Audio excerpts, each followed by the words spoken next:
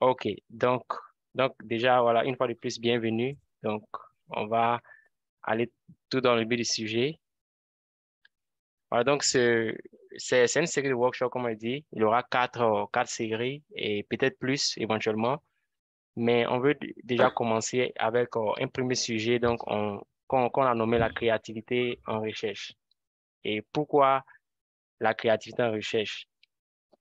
Et d'abord, même pour revenir un peu ici, ce sera le premier sujet en fait. Après, on va voir un peu les astuces pour la rédaction des thèses et des mémoires, parce qu'on sait que c'est un projet qui prend assez de temps, qui demande assez, voilà, de dispositions et tout. Donc, on va rentrer un peu dans certaines astuces. Ce sera le 13 octobre. Ensuite, on va parler un peu de comment vendre ses compétences. Parce que aujourd'hui, par exemple, c'est quand on commence l'école primaire, n'est-ce pas? C'est bien, jusqu'à on a le bac, on a la licence, on a le master, on a le doctorat. Et cela peut sembler que peut-être on n'a pas d'expérience, n'est-ce pas, en termes de travail professionnel et tout, mais le doctorat lui-même est comme une expérience de travail, n'est-ce pas? Donc, c'est-à-dire comment arriver à vendre ces compétences-là, parce que ça prend peut-être 3 ans en Côte d'Ivoire, par exemple. Certains autres pays, ça prend plus de 3 ans, 5 ans, aux États-Unis, par exemple.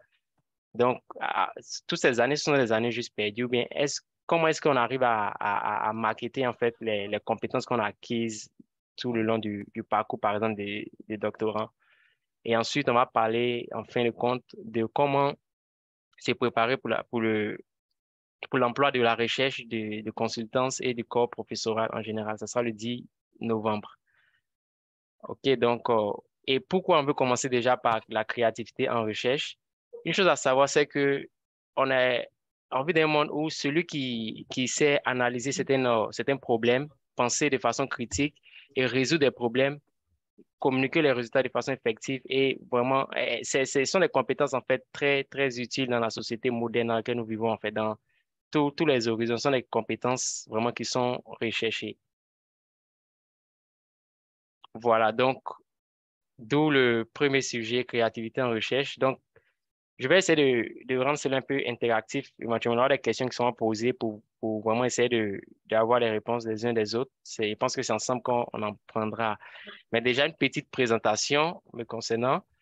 Donc, je suis statisticien, voilà, mais il aime partir par research methodologist. Voilà, j'ai une formation, comme vous voyez, c'est mon training, c'est en statistique appliquée, en recherche, en méthodologie de recherche, et puis je suis aussi consultant en statistique et méthode de recherche. Donc, voilà, qui parle c'est-à-dire comment designer une étude, comment, voilà, conduire une étude, en fait, du début qu'à la fin, en fait, c'est un peu là ma formation.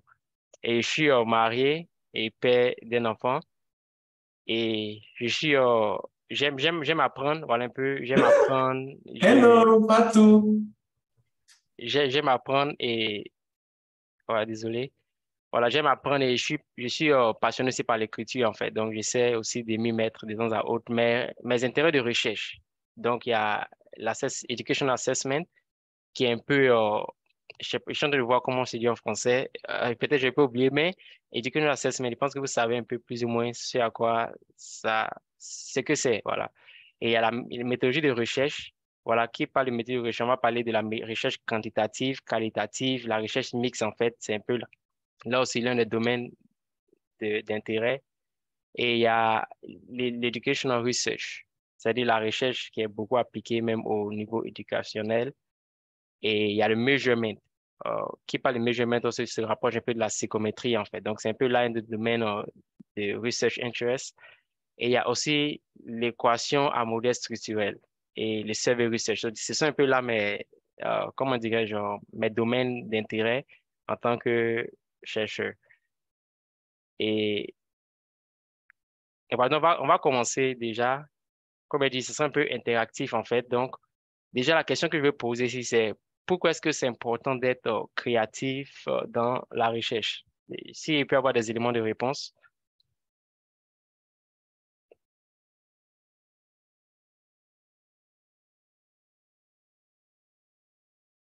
sentez-vous libre de parler. Et pourquoi est-ce que c'est important d'être créatif dans la recherche?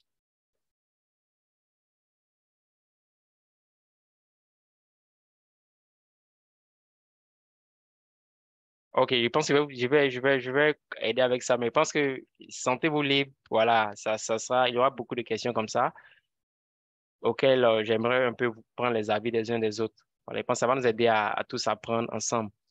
Mais chose à savoir, c'est qu'en moyenne, l'étudiant, le doctorant moyen publie, ça c'est une statistique au niveau du monde entier, voilà, donc ça peut varier par pays, mais en moyenne, le doctorant moyen publie 3 articles pendant son parcours. Et c'est la moyenne, en fait. Voilà. Donc, qui parle de moyenne parle il aura la bonne inférieure, la bonne supérieure. Donc, mais en moyenne, l'étudiant, le doctorant moyen publie 3 articles tout le long de sa carrière de doctorant. Donc, si on se base sur ces statistiques, par exemple, on peut se dire, bon, comment est-ce que j'arrive à publier 3 articles, en fait? Voilà. Vu que j'ai un seul domaine. On a pris les présentations des uns des autres. On a vu que, bon, on a un domaine, par exemple, je travaille sur le carbone, je travaille en agriculture et tout. Donc, on a un seul domaine. Mais comment est-ce que, si on est les étudiants moyens, par exemple, comment est-ce que on arrive à publier 3 articles, en fait, sur ce sujet, en fait? Donc, cela demande déjà que on soit un peu plus ou moins créatif, en fait, pour arriver à avoir des sujets, en fait, qui sont à mesure d'être publiés, en fait, n'est-ce pas? Parce que on écrit un article, par exemple, après, il faut se soumettre pour la publication dans un journal, dans une revue et tout. Et les experts vont prendre le temps comment dirais-je, c'est quoi le mot en français? Ils vont prendre le temps de réviser, en fait, ou de review, voilà, de réviser pour, et c'est après ça que, voilà, l'article est accepté et c'est publié, en fait, dans la revue. Donc, voilà, ça demande la créativité. Donc, c'est une raison, en fait. Vu qu'on a appelé à publier, en fait, on a appelé à écrire et à publier, il faut déjà une certaine créativité. Sinon, en, tout un parcours, moi, c'est dit, bon, j'ai qu'une seule idée, en fait, n'est-ce pas? J'ai une seule idée. Et sans la créativité, on n'arrive pas vraiment à multiplier les idées. Donc, c'est déjà un élément de réponse. Et aussi qu'on regarde un peu qu'on regarde un peu, non seulement la recherche, non seulement trois articles en moyenne, comme j'ai dit, mais la qualité de l'article qui est publié, n'est-ce pas? Donc, ça demande encore plus de créativité, en fait, pour que, voilà, l'article vraiment vienne répondre à un problème vraiment spécifique et tout. Et un exemple, je travaille souvent avec des collègues, par exemple, et on a décidé, on avait juste, bon, on s'est dit, bon, on avait décidé de travailler sur un groupe de 3, voilà, c'est un groupe de 3 personnes, on a décidé de publier 3 articles, en fait, n'est-ce pas? Donc, on a fait le premier article, on a écrit et on a soumis pour publication. On doit commencer le deuxième article, en fait, et là, après, bon, comme c'est un groupe de 3, c'est-à-dire comment on a fonctionné, c'est que la première personne propose une idée, on travaille là-dessus ensemble. Ensuite, après, la seconde personne propose une idée. Mais on a commencé cette chaîne-là, mais on n'a pas pu passer la première étape, en fait. C'est-à-dire, s- lorsque c'est autour de l'un de proposer un sujet, en fait, si la personne ne va pas au-delà d'elle-même pour vraiment proposer quelque chose de créatif, en fait, on s'est dit, bon, certaines personnes ont proposé des sujets, par exemple, mais on s'est dit, c'est pas, ça vaut pas la peine, en fait, de travailler là-dessus, en fait, parce que c'est un sujet, peut-être, on sait déjà il y a assez d'informations là-dessus déjà, en fait. C'est comme la connaissance est un peu saturée dans ce domaine, en fait. Donc, même si on prend le temps de travailler là-dessus, on sait que ça ne pourra pas être publié, en fait, parce que on ne propose, l'étude, en fait, l'idée ne propose rien de complémentaire ou de supplémentaire à ce qu'on sait déjà. Donc, c'est très important, en fait. Sans ça, sans cette créativité, en fait, on perd son temps soi-même parce que on peut travailler sur quelque chose, en fait, qui n'est pas créatif. Mais après, il n'y a pas c'est-à-dire, on peut pas l'amener à une échelle plus grande, en fait. Voilà. Et, et une chose aussi à retenir, c'est que penser hors du box, hors des books, des livres, comme j'aime dire souvent. Penser hors des livres parce que, en général, on est formé au travers des livres, en fait. Donc, tout doit être structuré, en fait. Mais arriver à penser hors des livres, en fait, pour appliquer à la recherche, en fait, souvent, c'est quelque chose qui ne vient pas naturellement, en fait. Voilà pourquoi c'est important de parler de créativité en recherche. Et, et voilà, donc c'est ça. Donc, le but, en fait, de ce workshop, c'est de parler un peu de comment est-ce qu'on peut utiliser la créativité, comment est-ce que la créativité et l'innovation rentrent dans le processus de recherche, en fait. Et quand on parle de processus de recherche, on parle du début, en fait. Le début, c'est quoi? C'est de d'abord trouver un problème. C'est-à-dire, le début, le processus, c'est de trouver un problème Ensuite, au travers de ces problèmes, on essaie de formuler des questions et etc. jusqu'à la fin. Donc, comment est-ce qu'on peut intégrer la créativité dans tous ces processus? Donc, pour dire que 1h30, c'est pas suffisant pour parler de ce sujet. Donc, ça sera juste une introduction. Je pense que le but, en fait, si au travers de ce workshop, si ça peut stimuler ne serait-ce qu'un certain intérêt à chacun d'aller puiser encore plus pour apprendre plus, en fait, ou pour chercher à incorporer plus de créativité dans sa recherche, ce serait un succès. Donc, c'est pour juste, on va juste toucher la surface, en fait. On n'aura pas le temps d'aller en profondeur. Et, et donc, pourquoi est-ce que on doit être créatif dans la recherche? J'ai mis une réponse simple, short answer, une réponse courte, c'est que il n'y a rien de nouveau sur le soleil. Right? There's nothing new under the sun. So, il n'y a rien de nouveau sur le soleil. Donc, ça veut dire, ça veut dire pour arriver à produire quelque chose, en fait, vu que il y a rien de nouveau, en fait, n'est-ce pas? Donc, mais comment est-ce qu'on arrive à prendre le peu qu'on sait ou l'information qu'on a eue, en fait, pour construire d'autres informations? Il y a un philosophe qui disait, si je suis arrivé à voir plus loin, c'est parce que je me suis tenu sur les épaules de géants, n'est-ce pas? Donc, c'est le même chose avec la recherche, en fait. C'est-à-dire que quelque chose est déjà là, en fait. On a déjà une certaine connaissance, en fait, n'est-ce pas? Mais on veut arriver à voir plus loin. Et notre vue est limitée actuellement. C'est tout ce qu'on sait, en fait. Par exemple, avec Covid, quand ça a commencé, il y avait plusieurs hypothèses qui étaient faites, n'est-ce pas? Peut-être que, voilà, il y a plusieurs hypothèses, en fait.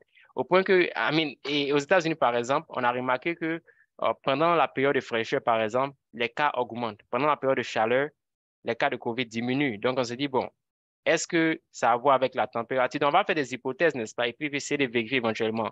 Donc, pour dire quoi? C'est-à-dire, on sait un peu on voit au travers, c'est-à-dire on voit un peu, c'est un peu flou en fait, n'est-ce pas? Mais avec la région, on essaie de, bon, essuyer la surface pour voir bien en fait. Donc, il n'y a rien de nouveau. Donc, sans cette créativité, on ne pourra pas ajouter en fait sur la connaissance qu'on a déjà en fait, ou sur la connaissance, je parle au niveau global en fait. Donc, c'est très important. Cependant, la recherche doit être créative pour être vraiment innovative en fait. Voilà, s'il n'y a pas de créativité, il n'y aura pas d'innovation. Ça sera comme, par exemple, aujourd'hui, si on fait une recherche et puis on se dit, bon, on fait une recherche, c'est-à-dire si ça vient, si ça ne vient pas vraiment innover, en fait, si c'est la même chose qu'on sait, par exemple, on sait, par exemple, que, il y a une corrélation, par exemple, entre fumer, par exemple, la cigarette et puis le cancer. C'est une corrélation, c'est pas une causation. Donc, voilà. Je pense que voilà, on doit être clair là-dessus. C'est une corrélation, en fait. On ne sait pas si c'est qu'est-ce qui cause quoi. Peut-être il y a d'autres facteurs qui causent ça, mais on sait qu'il y a une corrélation entre la cigarette, par exemple, et le cancer.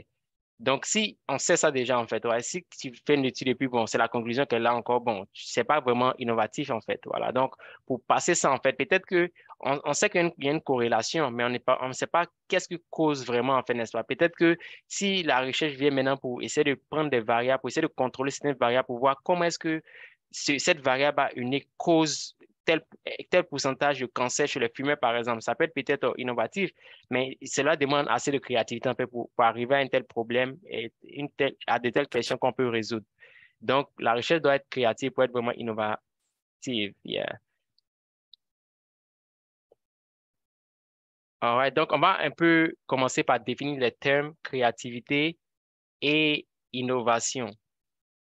Donc, la créativité peut être un peu simple. Je pense que le dictionnaire, donne différentes définitions. Et puis, bon, je pense que dans ce temps, on va voir que certains peuvent vraiment peuvent défendre que la créativité et l'innovation, c'est la même chose. Mais si je veux juste définir la créativité comme le fait de venir, d'arriver à quelque chose d'original et qui n'est pas usual, en fait, qui n'est pas commun, en fait, n'est-ce pas? C'est ça arrive à quelque chose d'original ou qui n'est pas forcément commun, en fait. Donc, si on arrive à ça, c'est qu'on a été créatif, par exemple. Par exemple, il pense que il veut juste donner l'exemple peut-être de Johnson Morrison, par exemple, ou c'est Jonathan Morrison, voilà, encore du vois, par exemple, qui est arrivé à faire ce tournoi de Maracana. On a toujours joué au Maracana et tout, mais peut-être que la manière dont il a fait, en fait, ça a ajouté une certaine créativité. En fait, c'est quelque chose qu'on sait tous, en fait, mais peut-être la manière de présenter le tournoi, par exemple, était créative, par exemple. Donc, c'est d'arriver à quelque chose d'original, en fait, ou qui n'est pas forcément usuel, commun, voilà, c'est ce qu'il veut dire. Donc, c'est comme ça que je vais te définir, en fait. Il y a donc, c'est vrai qu'ils peuvent être, comme je disais au début, ils peuvent être vus comme deux choses similaires, créativité et innovation. Et ils peuvent être utilisés, même souvent, on utilise l'un à la place de l'autre, en fait. mais ce sont deux choses différentes, en fait. Donc, la créativité, c'est souvent motivé par quoi? Par la curiosité, en fait, n'est-ce pas? Par la curiosité et la créativité permet c'est-à-dire, ça permet de renverser, en fait, la norme, en fait. Voilà, ça permet de renverser la norme. Sans la créativité, en fait, on est dans le statu quo, en fait, mais la créativité vient pour renverser la norme, en fait, d'une façon structurée quand même. Yeah. Et ça aide également à venir avec des nouvelles solutions à un problème. C'est un problème qui existe déjà, mais voir ça sur différents angles, en fait. Donc, l'innovation, c'est créer quelque chose qui a une valeur évidente pour les autres, en fait. Donc, si on veut arriver à créer une recherche, par exemple, qui a une valeur évidente, par exemple, faire une recherche sur le carbone, et on veut que les résultats soient vraiment on veut que les résultats soient vraiment évidents et aient une valeur, en fait, pour la population en général. Il faut qu'on mette un peu de créativité, en fait, et tout. Donc, très, très important. Ouais, donc, ici, maintenant, je vais parler un peu c'est quoi la fondation, en fait, de la recherche. Genre, à l'idée basique, en fait. C'est vrai qu'on peut avoir mille définitions de c'est quoi la fondation et tout, mais je vais aller un peu de façon basique ici. Donc, la fondation, en fait, c'est pour, dans la recherche, en fait, c'est pour découvrir, en fait, des choses qui ne sont pas connues et pour résoudre des problèmes dont on n'a pas encore les solutions, n'est-ce pas? À l'étape basique, en fait. C'est-à-dire, on veut découvrir ce qui n'est pas, on ne sait pas encore et avoir résoudre des problèmes qui n'ont pas encore de solution. Donc, c'est ça, en fait. C'est ce qui nous motive à faire la recherche. Par exemple, un problème. Par exemple, au Côte d'Ivoire, on peut, on peut voir plusieurs problèmes qui minent la société, par exemple. On peut voir le problème peut-être je ne sais pas si ça continue ou pas, je ne sais pas trop l'actualité, mais il y avait à l'époque le problème des microbes, par exemple. C'est un problème social. Pourquoi? Parce que c'est un problème social parce que on peut voir peut-être des personnes qui perdent des vies, par exemple, juste par ces incidents, en fait. Donc, c'est un problème, en fait. Et comment on le résout? Et c'est vrai que, bon, on va essayer de faire des devinettes ou, je sais pas, des suppositions au début, parce qu'on va se dire, bon, en faisant ça, mais on peut partir d'un processus scientifique de recherche, en fait, pour essayer de voir comment est-ce qu'on arrive vraiment à résoudre ce problème. Donc, c'est un problème social, par exemple, qui n'a pas encore de solution, qui n'avait pas de solution. Je ne sais pas si c'est résolu ou pas, mais qui n'avait pas encore de solution, en fait, n'est-ce pas? Donc, au travers de la recherche, on va se dire, bon, OK, donc peut-être on peut penser à quelle heure, par exemple, les agressions se passent, n'est-ce pas? Ou pendant la journée, et voir peut-être, est-ce qu'il y a pas, est-ce qu'au travers de la recherche, on peut arriver à un point où, pour montrer que lorsque les gens sont occupés à faire quelque chose, par exemple, ils ont moins de temps de se livrer. Lorsqu'ils sont occupés, par exemple, à une tâche, il y a moins de temps de se livrer au vice, par exemple, n'est-ce pas? Et si on peut prouver ça à travers la recherche, par exemple, ça vient pour résoudre un problème, en fait, qui n'avait pas encore de solution. Donc, c'est la fondation, en fait, de la recherche, en fait. On voit un problème qui n'a pas de solution, on veut résoudre, ou il y a des choses qu'on ne sait pas, on veut savoir, en fait. Par exemple, quel est l'effet du carbone, par exemple, sur les nouveaux-nés, je sais pas, peu importe, voilà. Donc, je pense que c'est très important. Yeah, donc, dans le volet un peu, dans le domaine scientifique, je pense que comme je suis méthodologie de recherche, donc je touche également que ce soit la recherche quantitative ou qualitative, en fait, dans l'ensemble. Mais je sais pas s'il y a il y a des chercheurs qualitatifs ici, mais je pense mais je veux donner l'exemple ici de la recherche scientifique en elle-même. C'est un domaine, en fait, où il y a pas de règles, en fait. C'est une chose à savoir. La recherche scientifique, il n'y a pas de règles proprement dit. Il n'y a pas forcément un standard, en fait. Il n'y a pas une expectation direct en fait d'un résultat en fait. Donc voilà pourquoi c'est important en fait de laisser notre créativité s'amuser en fait. Voilà, laisser notre créativité s'amuser pour produire des résultats qui pourront servir en fait et tout. Donc donc la question ici que je veux poser c'est voilà, quand on a dit la recherche c'est pour découvrir, n'est-ce pas, des choses qu'on ne sait pas et pour résoudre des problèmes. Mais est-ce que c'est toujours le cas en fait? Comme quelqu'un peut se dire bon moi quelqu'un peut se demander est-ce que c'est toujours le cas en fait? Et est-ce que c'est toujours pour découvrir ce qu'on ne sait pas et pour résoudre des problèmes dont on n'a pas encore des solutions et tout. Donc, c'est pas forcément, voilà, toujours le cas, voilà. Donc, pourquoi? Parce que souvent, on fait une recherche, mais on n'arrive pas à résoudre des problèmes, n'est-ce pas? C'est pas toujours le cas.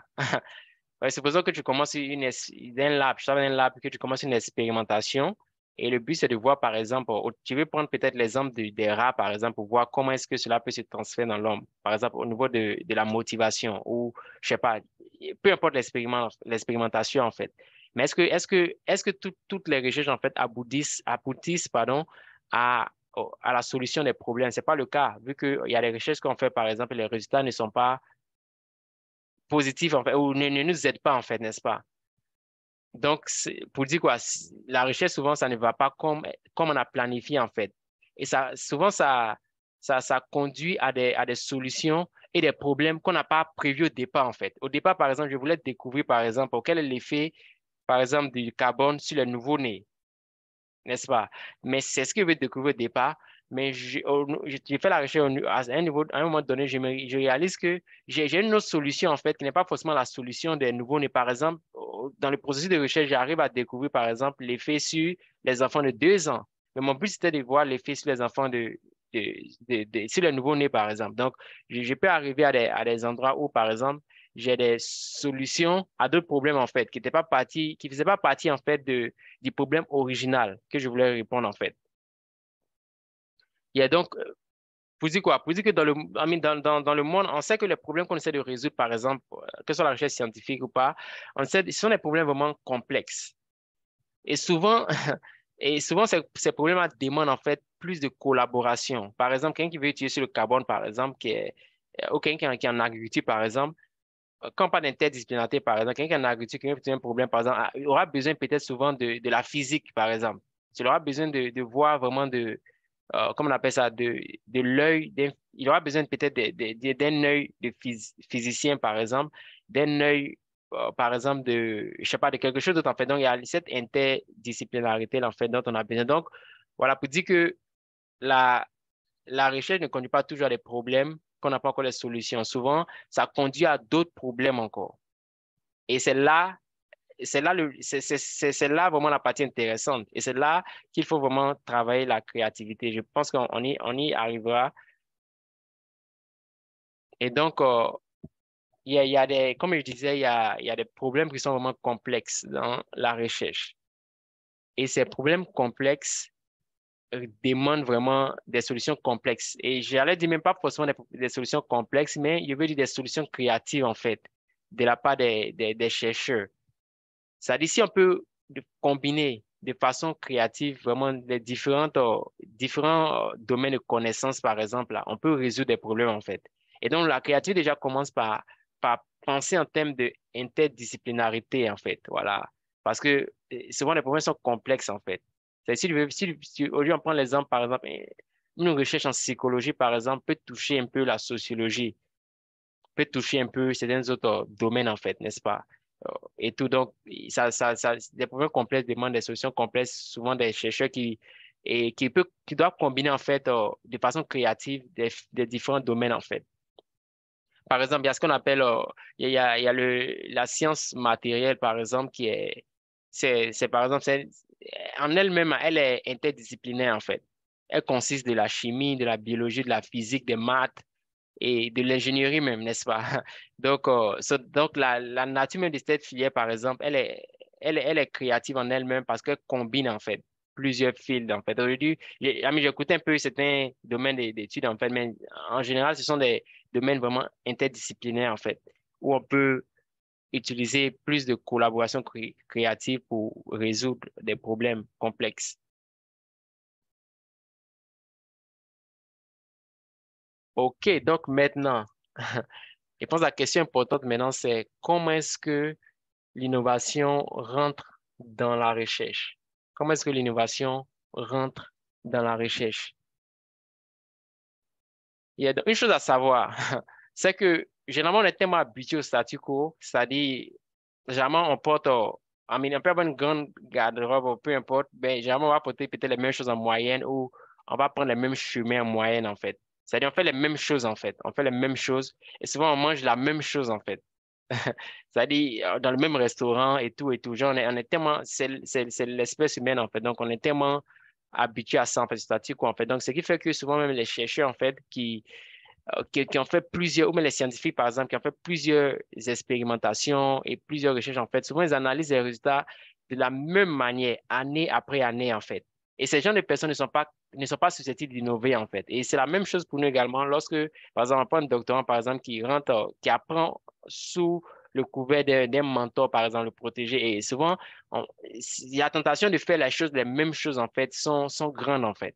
Parce qu'on se dit, bon, c'est la règle. On se dit, c'est le standard. On se dit, c'est comme ça, en fait.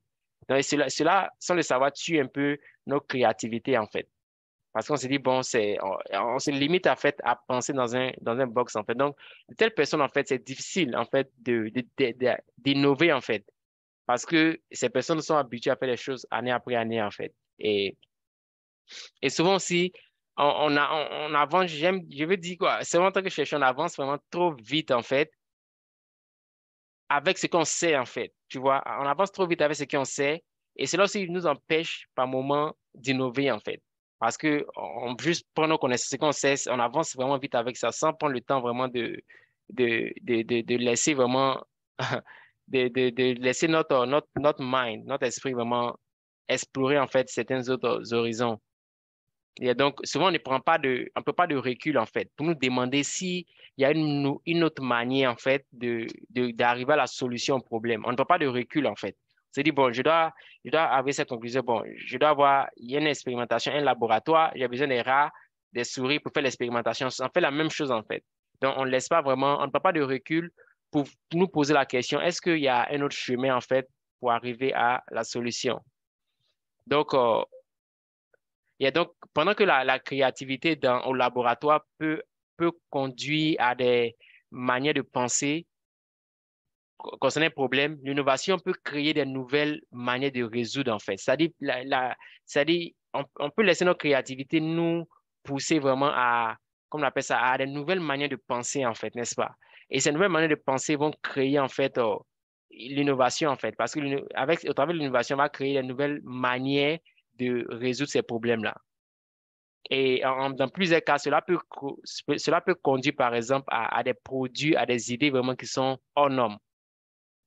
Donc, c'est très important. Donc, pourquoi est-ce que la créativité ne rentre pas dans la recherche? Et j'ai une mauvaise nouvelle, de bad news, c'est que, c'est que dans plusieurs laboratoires, ça ne rentre pas, en fait. C'est de l'innovation ne va pas dans la recherche, en fait. Juste pour ce que j'avais dit, en fait. Souvent, parce qu'on fait les choses de la même manière, on avance trop vite sans prendre de retard, sans prendre de recul, en fait, pour nous poser la question, est-ce qu'il y a une autre manière créative d'arriver à la réponse? Par exemple, aujourd'hui, on sait on pense tous, ou on se dit tous, par exemple, que aller à l'étranger garantit une vie meilleure, par exemple, n'est-ce pas? Mais c'est une question, si on pense en elle-même, par exemple, dont la réponse est complexe. Par exemple, on se pose la question, aller en France, par exemple, changera ma vie. N'est-ce pas? On peut poser la question, on veut résoudre à cette question. Et tu es un individu, en fait, tu te poses la question et tu veux répondre au travers de la recherche. Comment est-ce que, sans créativité, en fait, tu peux pas répondre à cette question, en fait. Parce qu'il faut, en principe, il faut qu'il y ait deux toi, en fait. Il faut qu'il y ait deux personnes comme toi, identiques, en fait, à toi, et une personne, et ces deux personnes ont les mêmes conditions. Peut-être sont nées dans le même village, c'est-à-dire il faut une double de ta personnalité, en fait. Et l'une personne va évoluer en Afrique et l'autre personne va évoluer en France, en fait.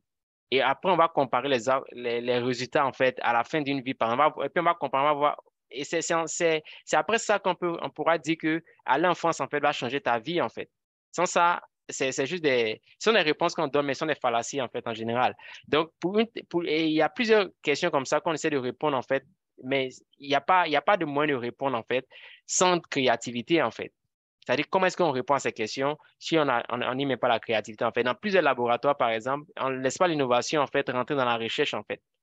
Parce qu'on ne prend pas le temps de prendre du recul pour réfléchir aux nouvelles manières, en fait, de présenter ou d'essayer de répondre aux problèmes.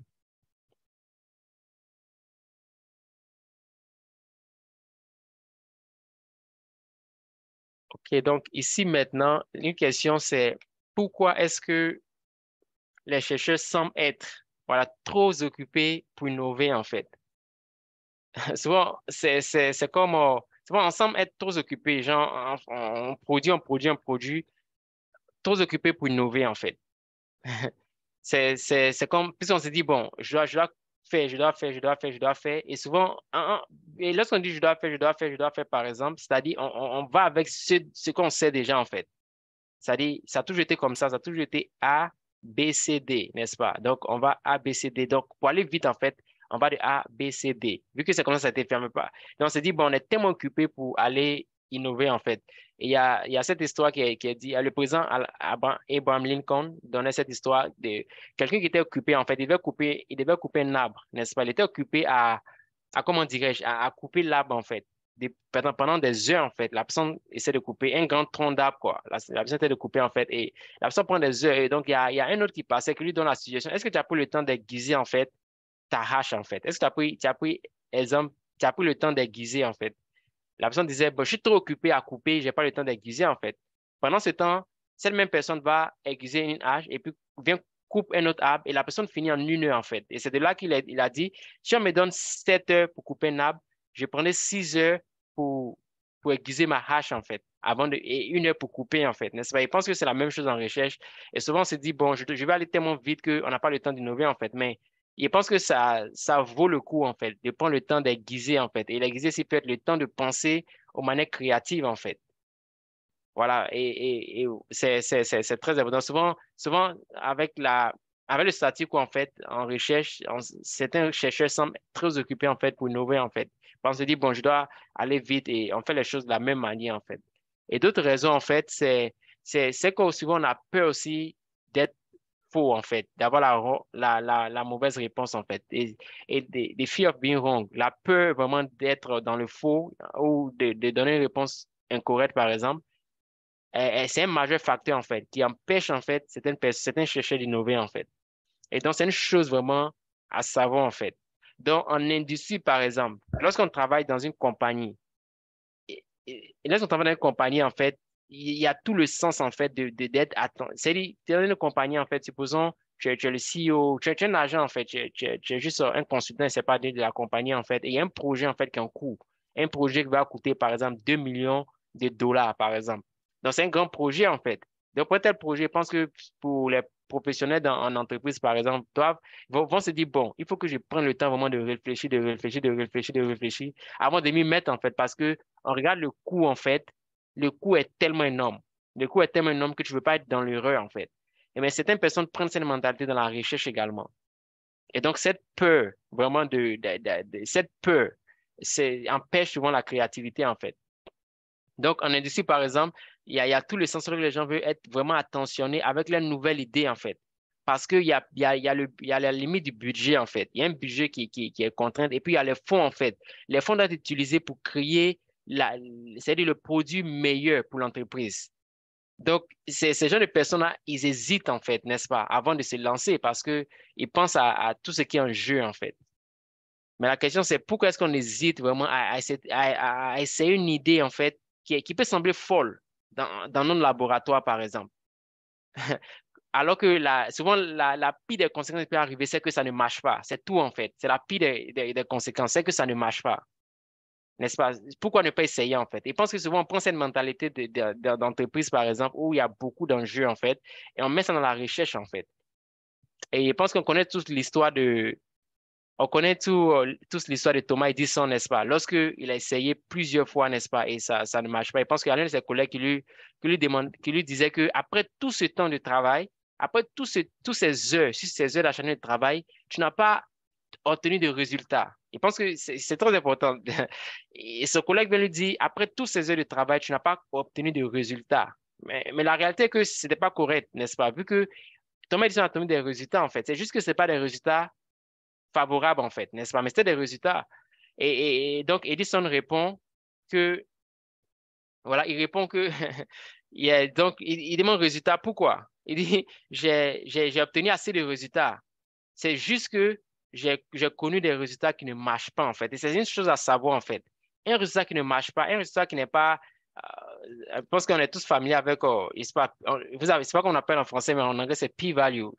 C'est pas vous appelez ça p, la valeur p, peu importe l'expression correcte en français. Mais souvent, on se dit, bon, il faut que mes résultats soient inférieurs à 0,05, n'est-ce pas? Donc, on est tellement pas, comme c'est quoi le mot en français, obsédé, ou peu importe le mot correct, on est tellement captivé, je sais pas, obsédé par ça, voilà, qu'on se dit, est-ce que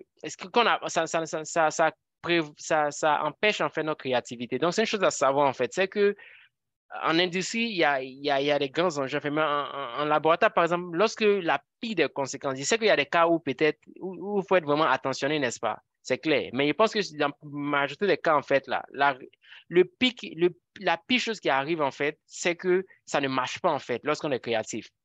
Donc, savoir ça, en fait, ça nous libère de cette peur, en fait. Et ça nous aide à vouloir savoir davantage, en fait.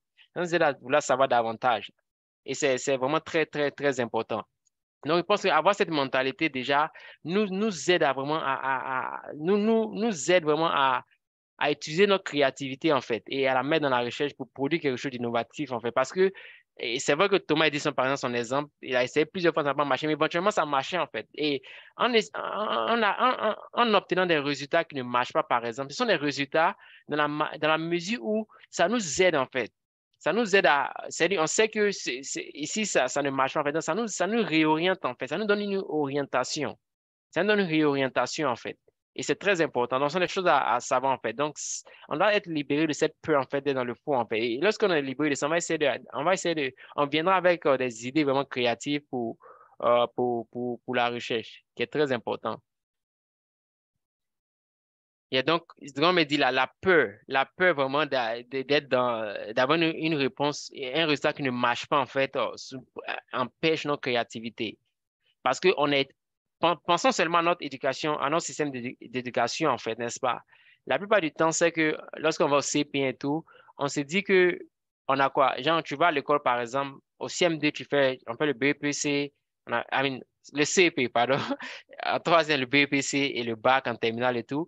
Mais ces examens sont formés en telle enseigne qu'on sait qu'il y a une réponse correcte, en fait, n'est-ce pas? En telle enseigne que quelqu'un peut avoir 100 points, l'autre peut avoir 150 points, parce qu'il y a une réponse correcte. Donc, on prend cette mentalité souvent et on va la mettre dans la recherche, en fait. On se dit qu'il y a une réponse correcte, en fait, et toutes les autres options sont fausses, en fait. Mais lorsqu'on approche vraiment la chose de cette manière, lorsqu'on approche la chose de cette manière, en fait, cela va nous empêcher vraiment d'être créatifs, en fait. Parce que la vérité est qu'il n'y a pas qu'une seule réponse correcte, en fait. Et toutes les autres réponses ne sont pas fausses. Mais c'est à nous vraiment de laisser notre créativité s'amuser, comme je veux le dire ici, de laisser notre créativité s'amuser pour découvrir en fait vraiment les autres options de réponse en fait, les autres manières de voir en fait. Parce qu'on peut prendre le même sujet en fait et essayer de décortiquer d'une certaine manière et pour voir différemment en fait. Donc c'est très important. C'est très important. Donc on nous dit, on nous enseigne que voilà. Et c'est le deuxième point, en fait, que j'avais mis ici, par exemple, la manière dont nous sommes enseignés, en fait. Parce qu'on nous enseigne il y a une seule réponse correcte et les autres sont fausses, en fait. Et donc, cependant, cela vraiment, lorsqu'on veut faire quelque chose de nouveau, de créatif, cela semble difficile, en fait, parce qu'on est tellement habitué à résoudre des problèmes qui ont une seule dimension, ou je dirais, qui ont une seule réponse, en fait. Donc, souvent, ça nous empêche vraiment d'être créatifs. Mais voilà, donc en tout cas, avec Thomas Edison, l'exemple que j'ai donné, en fait, c'était l'une des découvertes les plus importantes, en fait, n'est-ce pas? Mais il a fait cette découverte après des milliers, en fait, de résultats qui n'ont pas marché, en fait. Donc, je pense que c'est très important. Et pour nous, vraiment, si on veut vraiment innover, si on veut arriver même à être des leaders dans notre domaine, c'est à nous vraiment de. Je pense que je dirais que c'est un peu la même chose, en fait, n'est-ce pas? C'est-à-dire, même dans la vie active, en fait, certaines personnes commencent vite et font assez d'erreurs, en fait. Et d'ici que ceux qui attendent, enfin, avant de se lancer, d'ici que tu attends, mais la personne a déjà commencé à faire assez d'erreurs. Donc, la personne a un avantage dans la mesure où la personne sait si ce chemin ne marche pas, en fait. Donc, c'est juste, il appelle ça des moyens d'apprendre rapidement, en fait, même dans la recherche. C'est-à-dire, et te laisser la créativité s'amuser, en fait. C'est-à-dire, on arrive à découvrir des choses qui ne marchent pas, par exemple, ou des méthodes qui ne marchent pas, par exemple. Et cela nous guide, en fait, dans le futur, à nous réorienter vraiment dans une direction, en fait, où on peut résoudre le problème proprement dit, en fait. Par exemple, l'exemple que j'ai donné, aller à l'étranger change la vie, en fait. C'est une hypothèse. Mais peut-être en laissant la créativité, on se dit, bon, pour commencer, on va prendre des jumeaux, des personnes ce sont des personnes plus ou moins identiques, n'est-ce pas? Donc, on va prendre des jumeaux, des jumelles, par exemple, et on va essayer de voir. Et s'il arrive que l'une personne est à l'étranger, l'autre en Côte d'Ivoire, on va essayer de comparer leur avancée, en fait. On suppose que les personnes ont grandi ensemble pendant peut-être, je suppose, 18 ans ou j'ai plus. Mais donc, ce sont des éléments en fait qu'on va essayer de mettre en fait dans la recherche pour voir est-ce qu'on peut arriver à résoudre la question en fait. Peut-être on va faire ça puis on va voir que bon, on a une réponse, mais la réponse, on peut pas faire confiance à la réponse parce que, par exemple, lorsqu'ils avaient 16 ans, l'un est parti vivre chez son oncle, l'autre est resté chez les parents. Donc, on voit que ces facteurs-là peuvent influencer déjà le résultat final. Donc, on s'est dit, bon, OK, j'ai fait l'étude et tout, mais les résultats ne sont pas convaincants. OK, donc je sais que cette méthode ne marche pas. Donc, la prochaine méthode, que fait? Donc, ça te donne l'occasion de réfléchir à d'autres choses, en fait. Donc, voilà pourquoi je pense que c'est très important. On doit passer la manière dont on a été enseigné, en fait. C'est une méthode, c'est une manière qui ne marche pas dans la recherche, en fait, si on veut vraiment être innovatif. Ici, le but de ce workshop, c'est si on veut vraiment être innovatif dans la recherche, alors il va falloir qu'on soit créatif. Et si on est OK avec le statu quo, on s'est dit, bon, je suis OK avec le statu quo, donc il n'y a pas besoin d'être créatif. Mais le point est, mais j'ai foi que la plupart d'entre nous, on veut vraiment être innovatif, enfin, on veut répondre on veut résoudre des problèmes, en fait, dans notre société, en fait. Parce que la vérité est que on ne peut pas résoudre des problèmes qui minent notre société avec les résultats des recherches qui sont faits à l'étranger, en fait. Parce que je pense que plus ou moins, il se passe qu'ils sont familiers avec le principe de la validité interne, la validité externe, n'est-ce pas? Donc, ces résultats ne sont pas généralisables, en fait. On ne peut pas généraliser. Voilà, et c'est ce qui fait que même, on ne peut pas généraliser, en fait. Les études qui sont faites dans d'autres contrées avec des limitations de ces contrées, par exemple, généraliser les résultats et vouloir appliquer dans nos contextes ne marche pas toujours, en fait. Donc, voilà pourquoi, si on veut vraiment résoudre des problèmes qui minent notre propre société, au travers de la recherche, il faut qu'on ajoute de la créativité à ce qu'on fait, en fait, afin qu'on soit vraiment innovatif et on réponde à des questions vraiment majeures qui minent notre société. Donc, la peur d'avoir des résultats qui ne marchent pas et la manière dont on enseigne sont deux choses, en fait, qui nous empêchent vraiment d'innover en recherche. Et si je veux dire qu'il n'y a pas il y a pas de meilleur moment ou de meilleurs endroits pour être créatif que dans un lab où il y a mis dans un lab de recherche. Je sais que plusieurs ne travaillent pas forcément dans les labs, mais lorsqu'on travaille dans les labs, par exemple, je pense que c'est l'endroit euh, le plus sécurisé, en fait, voilà, safe, le plus sécurisé pour vraiment innover, en fait, pour être créatif, en fait. Parce que si on fait des expérimentations, par exemple, sur les rats, sur les souris, par exemple, là, autant vraiment déployer toute notre créativité. Donc, c'est très important. Et pour revenir un peu à ce que j'avais dit, c'est que avoir des résultats qui ne marchent pas sont aussi importants qu'avoir des résultats qui marchent. C'est très important. Avoir des résultats qui ne marchent pas sont aussi importants qu'avoir des résultats qui marchent, en fait. Et je pense que c'est vrai qu'au niveau de la publication, par exemple, la plupart, je pense que plusieurs personnes sont en train de voir de ce temps et parler comme ça. C'est on publie seulement les résultats qui sont significatifs, par exemple, n'est-ce pas? Les résultats qui sont inférieurs à 0,05. Mais en faisant ça, en fait, on s'éprouve de beaucoup de choses, en fait, n'est-ce pas? Savoir, par exemple, dans la vie de tous les savoir ce qu'on ne sait pas, c'est savoir quand même. C'est vrai qu'on ne sait pas, mais on sait qu'on ne sait pas, en fait. Et je pense dans la recherche également, lorsqu'on a des résultats qui ne marchent pas, en fait, c'est pas forcément ce qu'on veut ou je sais pas, mais c'est une connaissance, en fait. Et donc, pour nous, en fait, on a se dit que, voilà, avoir des résultats qui ne marchent pas sont aussi importants qu'avoir des résultats qui marchent. Et si tu sais ça, en fait, tu es libéré, en fait, n'est-ce pas? C'est-à-dire, tu ne peux que être créatif, en fait. Parce que même si tu aboutis à un résultat qui ne marche pas, c'est la connaissance, en fait. Là, si tu veux résoudre un problème, par exemple, le problème des microbes dont j'ai parlé au travers de la recherche, par exemple, voilà et tout, et tu arrives à des conclusions vraiment, et puis tu vois que, bon, après avoir appliqué ça, ça ne marche pas, par exemple, c'est une connaissance toujours, en fait. Et tout donc, très important. Donc, s'il y a une chose vraiment que je veux qu'on n'oublie pas en sortant d'ici, en fait, c'est que avoir des résultats qui ne marchent pas sont aussi importants qu'avoir des résultats qui marchent. Une chose vraiment à retenir. Et voilà, donc en science en général, même dans la recherche, c'est avoir des résultats qui ne marchent pas sont aussi importants qu'avoir des résultats qui marchent. Donc, une fois on est à mesure d'accepter cela, notre créativité, nos idées créatives, en fait, et si on n'est pas en mesure d'accepter cette vérité, en fait, nos idées créatives ne peuvent pas marcher, en fait. Donc, c'est vraiment important, en fait, de laisser notre potentiel, en fait. Voilà, de laisser notre potentiel en ajoutant la créativité. Et cela va nous conduire à des résultats innovatifs, en fait. Donc, c'est très important. Et, yeah, yeah. OK, donc si je vais rentrer maintenant dans des astuces, je pense qu'on a environ comme 34 minutes. Je vais laisser le temps pour les questions. Donc, je vais passer rapidement aux astuces, en fait, pour augmenter notre habilité d'être créatif et innovatif.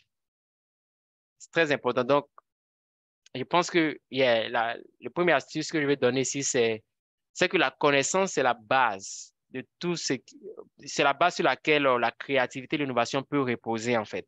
C'est la créativité et l'innovation dont on parle, ça repose sur la connaissance. C'est repose sur par exemple, si par exemple, peu importe les recherches qu'on fait, cela suscite qu'on ait des connaissances déjà, des méthodes de recherche. Des méthodes de recherche. Et, et comme il dit, l'une de mes spécialités, en fait, c'est la méthodologie de recherche, en fait. C'est-à-dire, peu importe la filière, c'est-à-dire, je suis une méthodologie de recherche, en fait. Donc, c'est pas limité par une filière, en fait. C'est-à-dire, c'est arriver avec des méthodes, en fait, pour répondre à des questions, par exemple. Donc, mais une chose à savoir, c'est que peu importe que vous soyez en agriculture, que vous soyez je sais pas, peu importe la filière, en élevage, peu importe la filière, c'est que la connaissance, c'est comme la fondation sur laquelle la créativité et l'innovation peuvent se développer, en fait. Donc voilà pourquoi c'est important en fait. C'est-à-dire, alors que je fais ma recherche en agriculture par exemple, et je vais voir peut-être l'effet de ces insectes par exemple, comment ces insectes arrivent à affecter la plante, il faut que j'arrive aussi à avoir une connaissance en ce qui concerne comment est-ce que j'arrive à répondre à cette question en ce qui concerne le design. Je ne sais pas si, je sais pas trop les universités Côte d'Ivoire comment ça marche, mais je ne sais pas s'il y a, il y a un cours ou bien il y a une formation en méthodologie de recherche, ou même, je sais pas, en design. Je veux dire en design, parce que c'est très important. Parce que la recherche, c'est pas une opinion, n'est-ce pas? Et donc, ça doit être fondé sur, comment on appelle ça, la méthode scientifique, n'est-ce pas? Et donc, il faut qu'on ait un design, en fait, pour essayer d'étudier, en fait. Par exemple, je me lève le matin, je me lève le matin, je prends le café et je vais au travail, n'est-ce pas? Et bon, je vais reformuler mon exemple, voilà. C'est pour ça qu'un matin, tu te lèves, tu prends ton café, tu vas au travail. Au travail, tu remarques que tu as sommeil, tu as vraiment sommeil que tu peux pas travailler. Et tu rentres à la maison et te dis, bon, c'est le café qui a causé ça. Et le lendemain, tu ne prends pas du café, mais tu manges quelque chose d'autre et tu vas et tu as tout le sommeil, en fait, tu vois. Et donc, mais ça dit, comment est-ce que tu arrives à résoudre ce problème, en fait, n'est-ce pas, du sommeil au travail? Si tu n'as pas, si tu ne sais pas, si tu n'as pas connaissance vraiment des méthodes, en fait, faut pratiquer, c'est-à-dire, il faut parler de contrôle. Par exemple, tu as fait plusieurs choses. Peut-être la veille, tu n'as pas bien dormi. Ça peut être un facteur, n'est-ce pas? Il y a différentes variables, en fait, qui peuvent affecter ça. Mais comment arriver à vraiment, yes, mais sans la connaissance, en fait, tu vas pas savoir comment contrôler, en fait. Par exemple, on fait une étude sur les insectes, comment ils affectent, par exemple. On voit que les plantes, par exemple, ne produisent pas assez. On se dit, bon, on pense directement aux insectes, en fait. Mais comment on arrive à contrôler pour les autres facteurs? Est-ce qu'on arrive à compter pour ces autres facteurs-là pour arriver à la répondre? Donc, je pense que voilà pourquoi il me dit personnellement, peu importe la filière des uns des autres, avoir une connaissance dans le design, en fait. Parce que la plupart de la recherche, on a appelé à résoudre des problèmes, mais sans une méthode scientifique, on ne peut pas résoudre, en fait. Donc, c'est déjà même peut-être prendre le temps de s'y mettre, c'est pas d'apprendre la méthode scientifique, en fait. C'est comment est-ce qu'on arrive à résoudre un problème de façon scientifique, en fait. C'est-à-dire aller même dans les fondations, même du design, en fait. C'est très important. Je ne sais pas si ça fait partie intégrante vraiment de la formation des doctorants en Côte d'Ivoire, je ne sais pas. Mais il pense que c'est même peu importe, c'est un exercice personnel, voilà, que chacun doit faire en fait. Je pense qu'en faisant ça, ça ouvre les horizons en fait. C'est-à-dire, parce que généralement dans les laboratoires, lorsque par exemple, je suis en laboratoire au niveau de l'environnement par exemple, c'est-à-dire, on est limité par la connaissance qu'on a en fait. On est limité par la connaissance. Si tout ce qu'on connaît, les, les modèles de régression linéaire. Donc, lorsqu'on a un problème, en fait, on veut résoudre, on pense directement au modèle de régression linéaire. Mais il y a d'autres méthodes, en fait, qui peuvent arriver à résoudre le problème en contrôlant certaines variables, par exemple. Donc, voilà pourquoi il faut vraiment, voilà pourquoi je dis la connaissance, c'est la fondation. La connaissance, c'est la fondation. Donc, ici, je partage les astuces, en fait. Donc, la première chose, c'est la connaissance, en fait. Et puis, sans sa connaissance, on est limité, en fait. C'est-à-dire, tout peu importe les études que je vais faire, c'est pas si vous avez remarqué, mais c'est pas souvent, certaines personnes publient seulement, la plupart des publications, c'est juste les modèles de régression linéaire, en fait. C'est tout, en fait. Et peut-être que le problème qu'on veut résoudre, c'est ça, en fait. Mais il me dit, sans la créativité, en fait, on est limité, en fait. On est limité. Très important. Et la deuxième astuce que je veux dire ici, c'est de prendre, voilà, c'est de prendre une pause. Voilà, c'est de prendre une pause en fait. Lorsqu'il y a un problème qu'on a identifié, c'est de prendre une pause et puis de laisser notre cerveau, genre se balader, de laisser notre cerveau en fait s'amuser en fait, de prendre une pause en fait. C'est très important. C'est très important parce que comme il disait avant, il disait il y a quelques instants de cela, que ce qui nous empêche souvent, on est tellement occupé en fait, à aller vite qu'on on ne laisse pas vraiment notre créativité s'amuser en fait. Donc, c'est très important de prendre une pause. Lorsqu'il y a un problème, on peut résoudre ce problème. C'est un problème complexe. On peut résoudre ce problème. Est-ce que aller à l'étranger change la vie? Aller en Occident change la vie d'un Africain, par exemple? C'est un problème complexe. Donc, on doit prendre une pause, en fait, et puis laisser notre cerveau, en fait, s'amuser. C'est très important. Parce que, il y a des recherches. Voilà, parlons de recherches. Voilà, je vais citer une recherche. Il y a une recherche il y a des recherches, il y a une recherche qui a montré, par exemple, que en donnant à notre cerveau le temps de se focaliser sur quelque chose d'autre ou de relaxer, par exemple, ça libère notre cerveau pour venir avec des idées innovatives. En fait, en général, je pense qu'il y a l'auteur, il y a un des récipients comment on appelle, d'un prix Nobel, Daniel Goleman. Dans sa pratique de tous les jours, hein, il prend 2 heures de marche, en fait. Et pour lui, même l'idée qu'il a eue pour remporter le prix Nobel est venue vraiment comment dirais-je, est venue de ces marches-là, en fait. C'est pendant ces marches-là qu'il a pu, comment dirais-je, oh, avant que, je pense qu'il y a quelqu'un qui dit qu'il doit partir, je pense qu'il y a un survey rapidement, pour que vous puissiez remplir, je vais partager le lien rapidement, désolé, un instant. Je vais mettre le lien dans la discussion. C'est pour les événements futurs. Si, comme ça, je peux vous envoyer ça directement, soit par email ou bien WhatsApp. Donc, le formulaire est dans la discussion. Voilà. Et tout donc, voilà. Et cet auteur disait, par exemple, il a remporté un prix Nobel. C'est l'un des rares personnes ou des rares personnes dans les sciences non, dans les sciences du comportement, par exemple, qui a remporté un prix Nobel. Mais il disait que l'idée qu'il a eue, en fait, de la recherche qu'il a fait, qui lui a valu ce prix Nobel, est venue, en fait, des temps de marche, en fait. Donc, les recherches ont prouvé que c'est de laisser son cerveau, en fait, le temps de se focaliser sur quelque chose d'autre, en fait. Par exemple, tu veux résoudre un problème, au niveau des insectes, comme ils attaquent les plantes et tout, laisser son cerveau, en fait, se relaxer en faisant quelque chose d'autre, en fait. La marche, par exemple, une bonne pratique. J'ai dit la marche, en fait, parce qu'il y a beaucoup de recherches aussi qui ont prouvé que, voilà, c'est-à-dire, ça aide la créativité, en fait.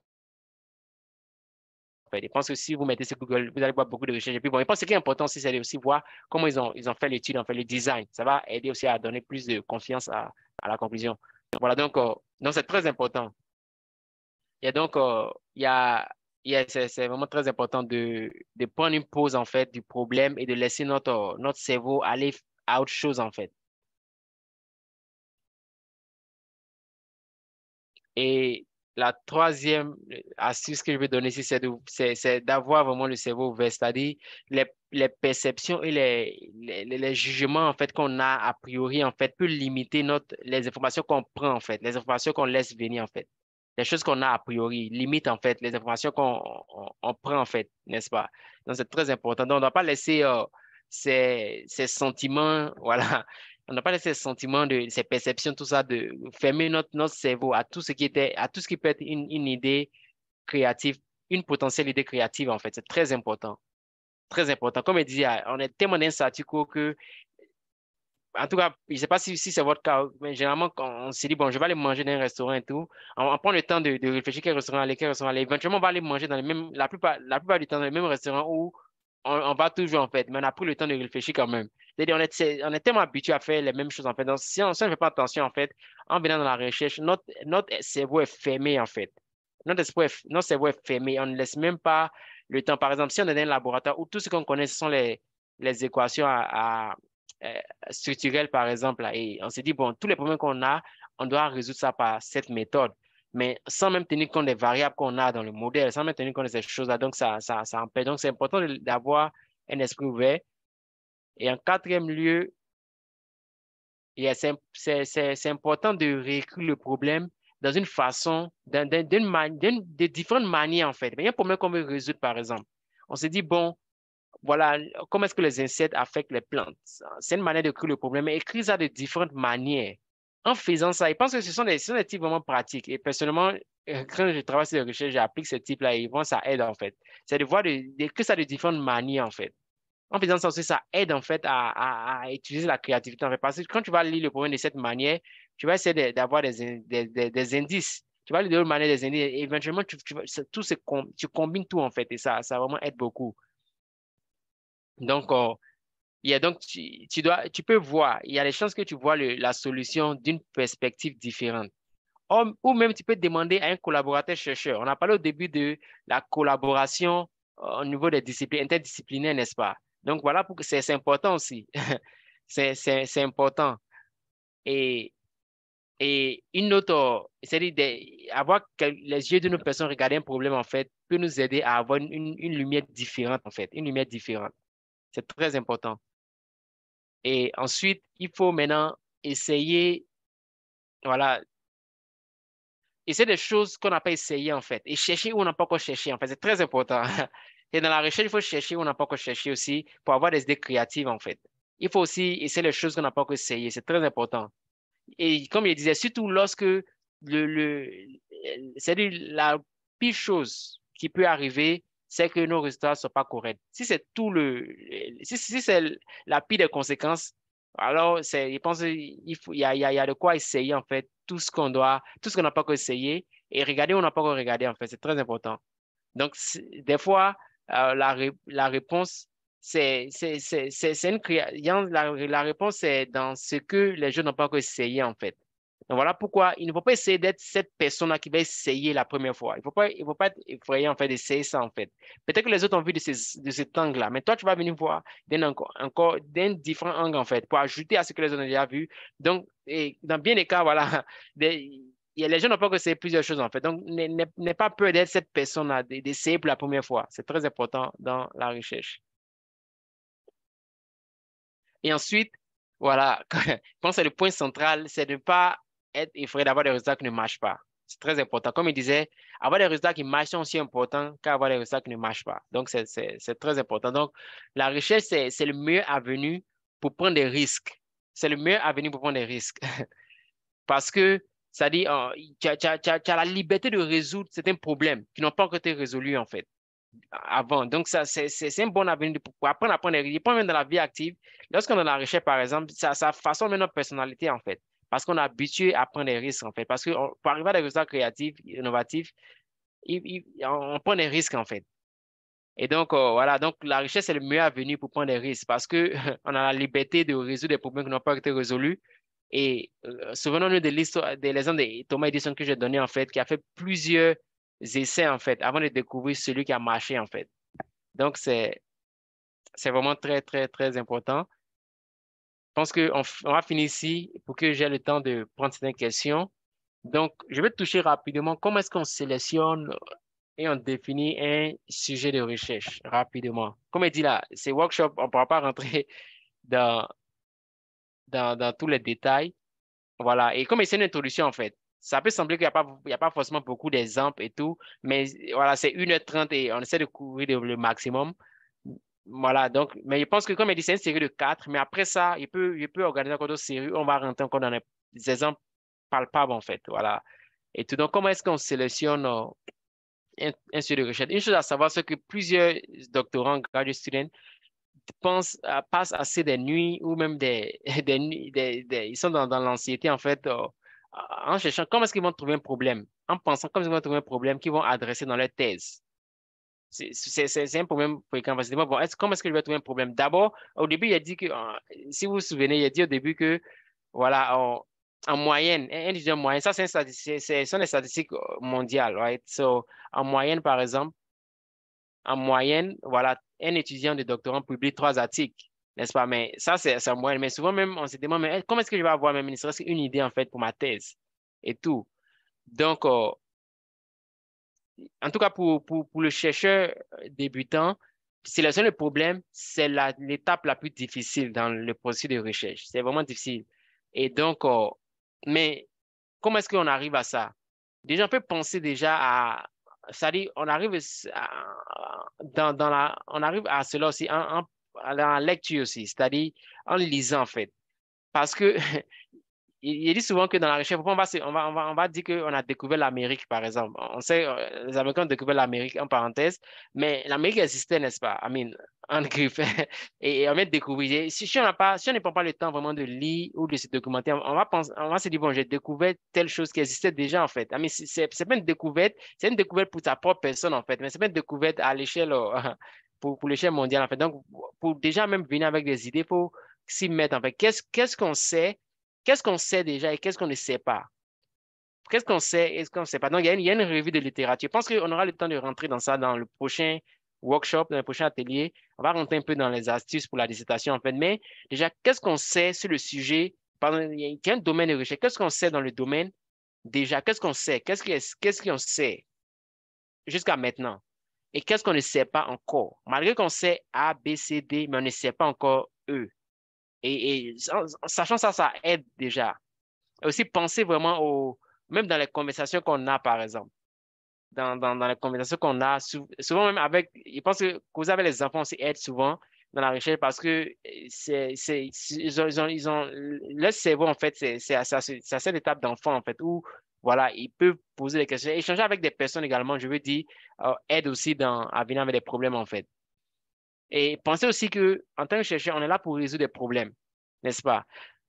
En, dans, dans l'école du primaire jusqu'à même souvent même au master, je sais plus, on nous apprend à résoudre des problèmes, mais ce sont des problèmes ce sont des problèmes qui ont été déjà posés en fait. On nous demande de résoudre ces problèmes. En temps sixième, on fait je sais plus comment on appelle ça, mais où il y avait des problèmes et tu dois résoudre en fait, n'est-ce pas? Les problèmes sont déjà posés, on apprend à résoudre. Mais dans la recherche, en fait, tu dois poser toi-même les problèmes. Tu dois poser le problème et résoudre le problème. C'est pas un problème qui est déjà défini, en fait. C'est-à-dire, déjà, ça demande de la créativité pour voici le problème, en fait. Et tu poses le problème, tu essaies de résoudre. Voilà, donc, c'est très important. Dans la recherche, tu trouves le problème et tu résous le problème. Et, et voilà, donc, je pense que, comme il dit dans le prochain atelier, on va rentrer un peu plus en profondeur. Mais je pense mon challenge ici, c'est que, je crois que some of us, plus, certaines d'entre nous, si on vraiment, on s'y met dans la créativité, en recherche, en fait, on pourra résoudre vraiment des problèmes qui sont pressants dans notre société, qui est la Côte d'Ivoire, par exemple, dans notre pays. Et voilà, donc, mais on va jamais savoir si on ne sait pas. Donc voilà, je pense que c'est le temps vraiment de s'y mettre, voilà, de s'y mettre et d'essayer. Voilà, et tout. Donc, je pense que je vais m'arrêter là. Je vais m'arrêter là. Je pense que je vais laisser mes contacts ici. Voilà, vous pouvez prendre une capture rapidement s'il y a éventuellement. Mais déjà, je vais laisser la place aux questions. Donc, s'il y a des questions, il faut savoir pas le temps de répondre à certaines questions. Et voilà, je ne sais pas si vous avez trouvé, si vous pensez que si vous avez trouvé cela utile déjà et s'il y a des questions, voilà, je prends les deux.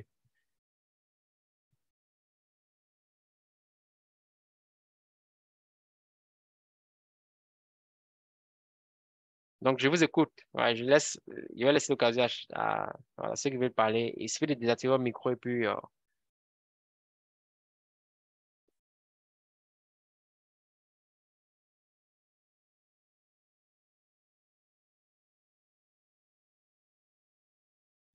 OK, Brahima Silvé.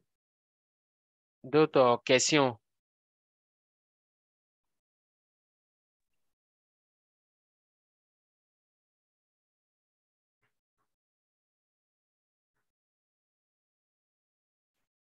OK. Il semble qu'il n'y a pas de questions. Mais je pense qu'il doit y avoir des questions. On parle il y a pas de mauvaises questions.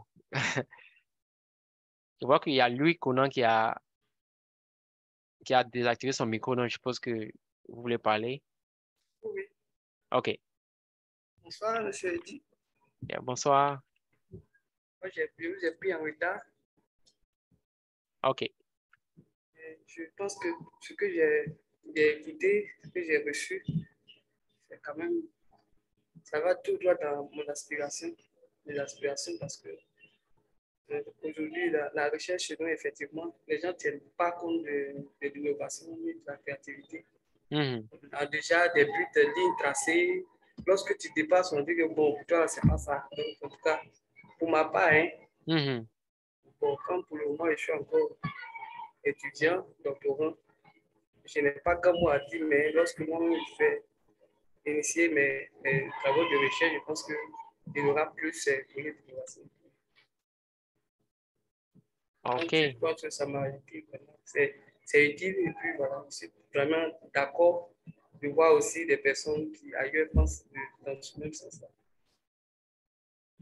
Merci. Yeah. Yeah, merci. Yes, merci, c'est super. Quelqu'un d'autre? Question, feedback?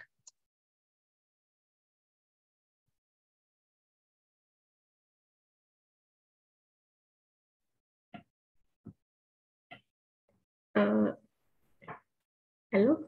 Oui, allô? Yeah. Oui, ok. Bon, en tout cas, je voudrais simplement vous remercier pour déjà les informations apportées.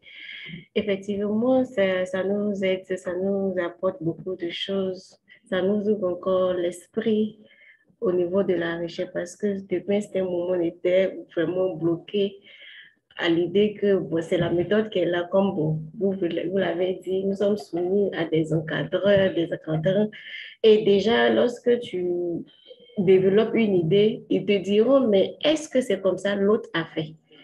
Avec ça fait plusieurs années, je travaille dans ce domaine et pour voici la méthode qui est toujours appliquée. Et toi, tu veux changer pour apporter quelque chose de nouveau. Bon, ça, et là, ça devient encore comme une confrontation entre l'étudiant et l'encadreur, vraiment compliqué.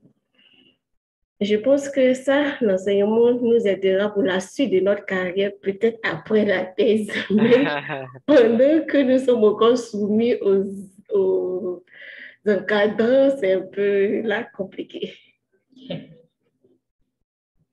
Donc, encore une fois, merci pour la présentation Oh, et ces conseils. pas de souci. Et je pense que, avec ce que vous dites, par exemple, je pense que aussi, je pense que même qu'on est doctorant, on doit aussi se voir comme chercheur indépendant. C'est-à-dire qu'on travaille avec un professeur, voilà, si le professeur veut partir avec ses règles, ça va au contraire, n'est-ce pas? Mais personnellement, tu dois te voir aussi en tant que chercheur indépendant où tu peux toi-même produire des articles, tu peux toi-même produire des travaux, en fait, avec, I mean, je suppose, si tu as les ressources qu'il faut, mais toi-même déjà produire ça, en fait, parce qu'un chercheur cherche, en fait, n'est-ce pas? Et donc, c'est ça que je vais développer dès maintenant, en fait, parce que comme je dis, ce sont les habitudes, en fait, et je pense que ce cadre dont tu parles, mais les encadrants en général, par exemple, c'est comme ça que tu es formé éventuellement, en fait. Donc, ce qui fait que si on n'arrive pas à briser ça, en fait, ce cycle-là, ça sera comme ça, en fait. Et moi, personnellement, je crois que l'une des solutions pour notre pays, la Côte d'Ivoire, ça vient au travers de la recherche également. Voilà pourquoi je pense qu'on doit produire, personnellement, c'est ma quête, je pense qu'on doit produire assez de chercheurs comme jamais auparavant qui pourront vraiment se focaliser, qui pourront produire des recherches qui viennent résoudre des problèmes, en fait.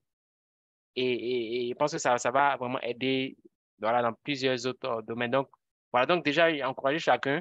C'est vrai qu'il y a ces contraintes des encadreurs et tout, mais chacun doit déjà voir, est-ce que, ça dit, en tant que chercheur indépendant, tu n'auras pas, même si tu n'as pas tous les outils, par exemple, mais déjà penser à des problèmes que tu peux résoudre, en fait, dans ton domaine, par exemple. Penser à des problèmes, puis déjà, c'est de prendre, à cet état, prendre le temps vraiment comme j'avais dit, par exemple, dans la présentation, prendre le temps c'est de réformer les problèmes de différentes manières, en fait. Et juste, au moins, c'est-à-dire une série de problèmes que tu t'apprêtes à résoudre également. Et lorsque vraiment la possibilité y est, tu es prêt à résoudre ces problèmes-là. Donc, c'est très important. Ne laisse pas cela te limiter, en fait. Voilà. Et pas cela te limiter. Et puis, je pense que, et en faisant ça également, tu peux même avoir des articles qui sont publiés dans des revues, voilà, connues internationalement. Ça toi-même t'ouvre ton champ d'impact et ça aide également, voilà, la nation.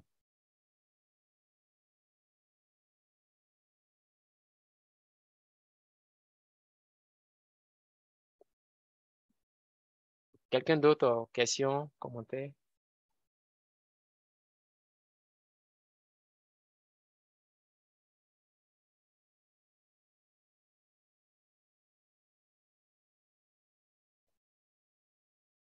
OK, donc,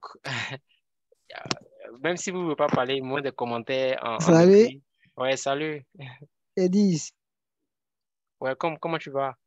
Ouais, je Eddie, vais bien. back. Yeah. C'est Yeo Nanga. Mon nom Yonanga, OK. n'affiche pas, donc OK, pas de je souci. peux comprendre. Voilà. Ouais, vraiment, merci pour la petite formation. C'est vraiment instructif. Mhm. Ouais, mais j'ai une question. Vous avez parlé de combiner plusieurs domaines pour pouvoir pour être créatif. Yes. C'est ça, voilà. Maintenant, nous, en tant que doctorants, pour le moment, c'est vrai, on peut combiner plusieurs domaines pour être créatif, mais souvent, quand on a un thème comme ça, c'est difficile d'être trop large pour ne pas déborder. Je ne sais pas si tu me comprends. Je vois, yeah. Je pense qu'à ce niveau, par exemple, on peut juste penser en termes de... C'est-à-dire, alors qu'on veut vraiment définir le problème et puis penser à comment résoudre, on peut essayer de, peut-être à ce niveau, juste voir quelle est la perspective des personnes dans ces autres domaines, en fait, n'est-ce pas? Au moins, au moins, vu qu'on est limité par la thèse, comme tu l'as dit, mais essayer de voir les perspectives qu'on va essayer de nous-mêmes incorporer, en fait. Mais éventuellement, on pourra maintenant faire des recherches collaboratives où des personnes des autres disciplines vont se joindre et ensemble, on voit les différents angles, en fait, et puis on essaie de produire quelque chose qui a un plus grand impact. Mais déjà, vu qu'on est limité peut-être par la thèse, par exemple, et tout, donc on peut déjà, mais ne serait-ce qu'on peut commencer par les perspectives, en fait. C'est-à-dire, comment est-ce que quelqu'un qui, euh, par exemple, si on fait les études sur les insectes, par exemple, on peut voir la perspective, par exemple, des personnes qui travaillent sur ces plantes, des planteurs, par exemple, juste avoir les idées, en fait, brutes, en fait, n'est-ce pas? Et cela t'aide également toi-même aussi telle personne voit de ce temps, ça aussi aide à toi-même puiser, à développer ta créativité, en fait. Par exemple, parce que voici, par exemple, aujourd'hui, par exemple, les recherches qu'on fait au niveau de la médecine, par exemple, où on veut voir vraiment le comportement des personnes qui souffrent d'un certain mal, par exemple. Quel est le degré de douleur? On ne sait pas. Ces personnes savent, en fait, n'est-ce pas? Mais en ayant la perspective de quelqu'un qui a cette maladie, cette condition, par exemple, on arrive la personne mentionne quelque chose, ça nous fait penser, en fait, ça nous fait réfléchir, en fait. On se dit, OK, donc peut-être que je dois approcher le problème de cette manière à cause de l'information que cette personne vient me donner, en fait. Je pense que c'est juste, je pense à ce niveau on a fait la thèse, on peut déjà échanger pour voir un peu d'autres perspectives que nous, on va incorporer, en fait, d'une manière qui fit ou qui va dans le même sens que ce qu'on est en train de faire, vu qu'on est limité, en fait. Mais éventuellement, idéalement, après la thèse et tout, on a on fait ça, on est plus vraiment chercheur, par exemple, c'est à là maintenant de penser à des recherches collaboratives, en fait, qui vont nous aider à répondre à des problèmes qui sont vraiment complexes. Je ne sais pas si ça répond un peu à ta question. Oui, oui, c'est la réponse que j'attendais. C'est OK. ça. OK, je ne sais pas s'il y a d'autres questions. Sinon, je vais parler déjà le prochain workshop, c'est dans 2 semaines, à la même heure. Et on va parler un peu des astuces. Je ne sais pas vous à quel niveau, je ne sais pas si certains sont à la fin de leur rédaction, au début, juste par commentaire ou je ne sais pas, rapidement. Comme ça, je peux savoir où toucher, voilà, pour le prochain workshop. Mais sinon, je prévois aller toucher un peu de tout, en fait. Et il va passer plus de temps dans la revue de littérature et dans la méthode, en fait. Revue de littérature, méthode. Il va dépenser plus de temps là-dessus parce que je pense que c'est très important. C'est-à-dire, pour avoir une bonne discussion, il faut avoir une revue de littérature, en fait. Donc, c'est là que je vais mettre plus le temps de ce workshop sur la revue de littérature et la méthode, la méthodologie.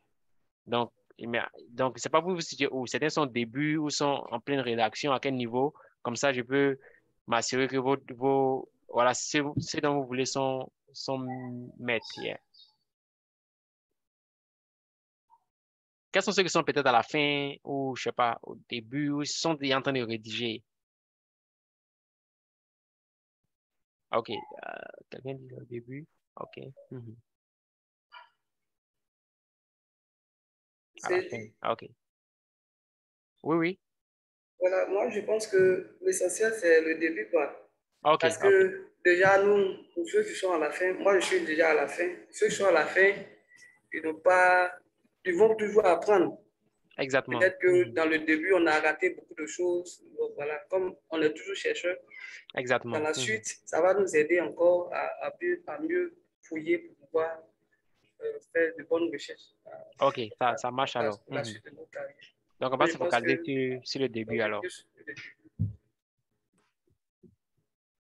OK. Donc, merci bien. Donc, je vais encore mettre le lien pour ceux qui sont venus en retard du renseignement, juste pour les prochains workshops. Je pense que c'est le bon lien en discussion. Bon, je mets ça maintenant. Excusez, Monsieur Eddy. Oui, oui, allez-y. D'accord. Lors de la présentation sur la première diapositive, déjà, vous avez mis votre profil. J'ai pu voir un peu des statistiques et autres. Est-ce Ouais. que serait-ce possible d'avoir aussi des cours dans l'avenir en ce qui concerne la biostatistique? OK, pas de souci. Je peux. Et après cette série de 4 workshops, je peux toujours faire sur les statistiques hier. Sur les sujets, ça sera à votre choix à ce niveau-là. Voilà. Donc, vu que c'est vraiment vaste, donc peu importe ce dont vous vouliez, je peux faire là-dessus. Yeah. Merci. OK, pas de souci. Vraiment, merci beaucoup pour cette présentation. Ça a été vraiment utile pour moi. Merci. Merci. Bonne continuation. Merci bien. Yeah. Et n'oublie pas de partager avec d'autres personnes pour les prochaines fois. Je pense que c'est ensemble qu'on apprend et je pense que c'est notre pays qui bénéficie et tout. Donc, n'hésitez pas à partager, inviter d'autres personnes, d'autres doctorants pour les prochaines sessions. Bonsoir, Monsieur Eddy. Bonsoir. Je suis Brahima. Bonsoir à tout le monde. Je voulais en fait proposer une idée, vu que vous avez mis un Google Form à remplir tout ça. Du coup, je sais que peut-être ça va vous permettre derrière d'avoir les informations. Je viens de remplir, j'ai vu qu'il y avait le numéro WhatsApp qui était demandé. Est-ce que peut-être vous pouvez, alors ça, c'est une proposition, hein, mettre peut-être sur place un groupe WhatsApp et puis bon, peut-être à travers ce groupe WhatsApp-là, on pourra peut-être mieux échanger, s'informer, peut-être par exemple pour les futures séances de workshop et puis bon, les propositions d'idées que les uns et les autres auront à faire. OK, ça marche. Je pense que c'est une très bonne idée. Yeah, je peux créer ce groupe. Yeah. D'accord. Merci. OK, pas de souci. Yeah, merci pour l'idée. OK, donc je pense qu'on on est pratiquement à l'heure. On a dit 16 heures, je pense les 16 au pays, donc on va arrêter ici. Donc, une fois de plus, merci à tous et voilà, donc je vais, d'ici là, à la prochaine rencontre, je vais créer le groupe WhatsApp et puis on pourra se voir encore dans 2 semaines. Portez-vous bien.